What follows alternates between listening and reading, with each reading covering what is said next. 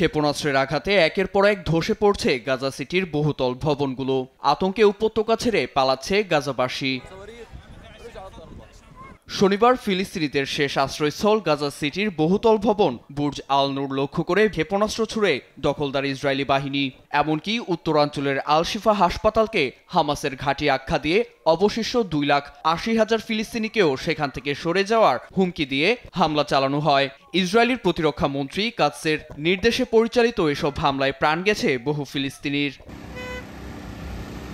ইসরায়েলের সামরিক আগ্রাসনের মুখে খান ইউনিস থেকে দক্ষিণাঞ্চলের ঘনবসতিপূর্ণ সেফ জোন রাফা সহ উপকূলীয় এলাকায় সরে যেতে হচ্ছে আরও 6,000 ফিলিস্তিনিকে। তবে সেখানেও প্রতিরক্ষা বাহিনী অনবরত বোমা বর্ষণ করছে বলে অভিযোগ বাস্তুচ্যুতদের।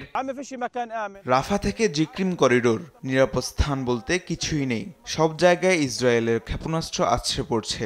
আমরা কি করব, কোথায় যাব জানা নেই। সৃষ্টিকর্তার উপর বিশ্বাস রাখা ছাড়া কিছুই করার নেই।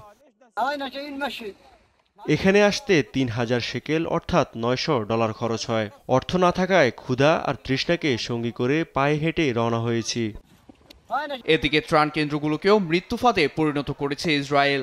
গাজা হিউম্যানিটেরিয়ান ফান্ডে দায়িত্বরত কর্মীরা ইসরায়েলের হয়ে কাজ করছে বলে মন্তব্য সাবেক মার্কিন সেনা অ্যান্তনিও আগুইলার।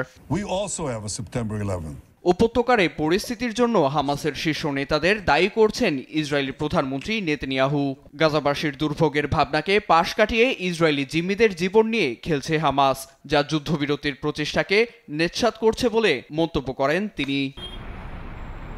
নীরব দাস, নিউজ ডেস্ক, দেশ টিভি।